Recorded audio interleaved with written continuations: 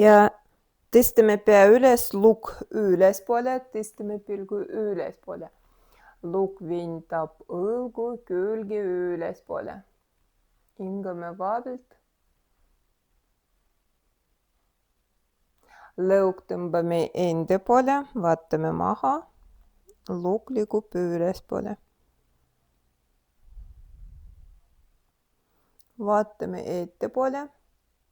Kui kõverdame küünarnukid, lukk paralleelselt peaga ja käed liiguvad tahapoole. Uuesti käed sirgelt. Kui kõverdame, lukk paremale õlele ja natuke keerepaindus paremale.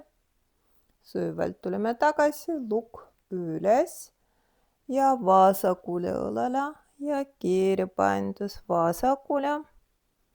Ja tuleme tagasi, lukk üles ja käed vabalt ja raptame.